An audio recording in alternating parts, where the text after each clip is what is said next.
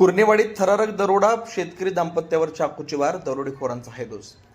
मान तालुक्यातील कुर्नेवाडी परिसरात गुन्हेगारांचा वाढता बेजबाबदारपणा पुन्हा एकदा समोर आलाय. मिसाळ वस्ती इथे एका शेतकरी कुटुंबावर मध्यरात्री सशस्त्र दरोडा टाकत चोरट्याने अक्षरशः दहशत निर्माण केली. 4 मे रोजी रात्री 12:30 ते 1:30च्या सुमारास घडलेल्या या घटनेनं संपूर्ण परिसर हादरलाय.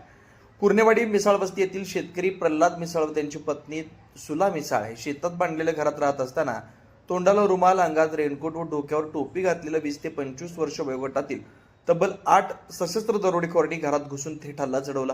घरात प्रवेश करताच दरोडेखोरांनी शस्त्राचा धाक दाखवत कुटुंबियांना बेदम मारहाण केली. पत्नीनं आरडाओरडा केल्यामुळे संतप्त दरोडेखोरांनी तिच्यावर चाकूचा धाक दाखवत मारहाण केली.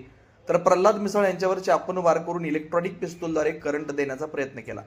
मारून टाकू अशा धमक्या देत या नराधमांनी दहशतीचं वातावरण निर्माण केलं. यानंतर दरोडेखोरांनी घरातील देवघर फोडून व कपाट उचकटून सुमारे 3 तोळे सोने, मंगळसूत्र, बाळ्या, चांदीचे कडे, अंगठी तसेच रोख रक्कम असा अंदाजे 35,000चा मुद्देमाल जबरीनं लंपास केला. या घटनेत दरोडेखोरांनी कोणती भीती न बाळगता निर्भीडपणे गुन्हा केल्याचं स्पष्ट झालं.